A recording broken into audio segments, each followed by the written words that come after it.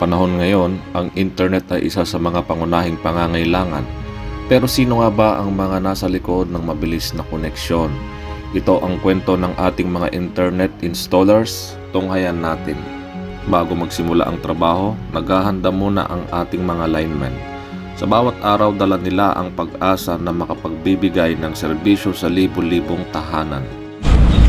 Maaga kaming gumigising. Kailangan siguradong kompleto ang mga gamit mula sa mga LAN cable at mga safety gears.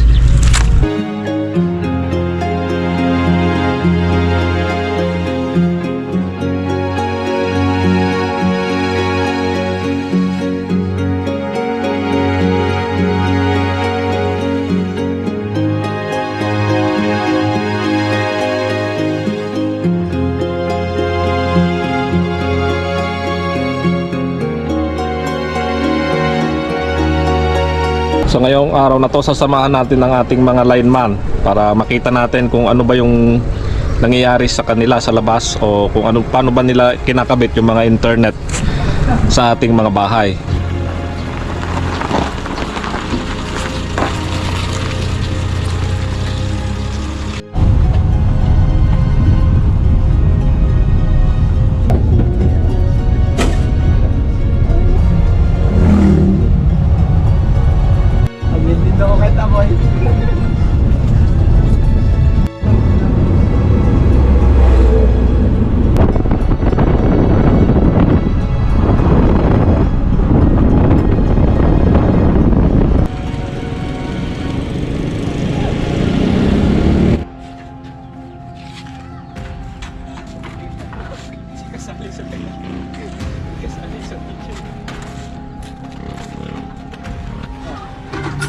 Ang araw-araw na trabaho ng isang lineman ay puno ng hamon, mula sa pag-akyat sa matataas na poste hanggang sa pakikipag-usap sa mga customer.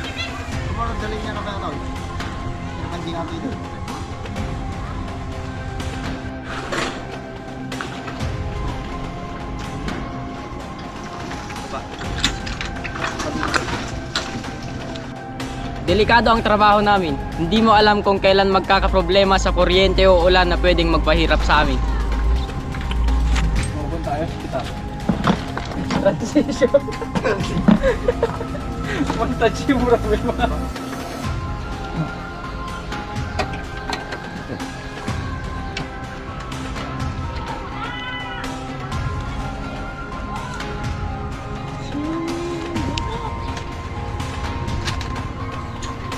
Ngunit sa kabila ng hirap at panganib, patuloy silang nagtatrabaho para maabot ang bawat sulok ng ating tahanan.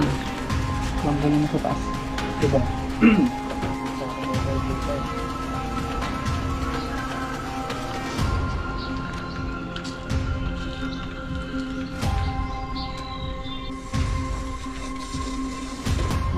Abay! Ano dito ang charger mo?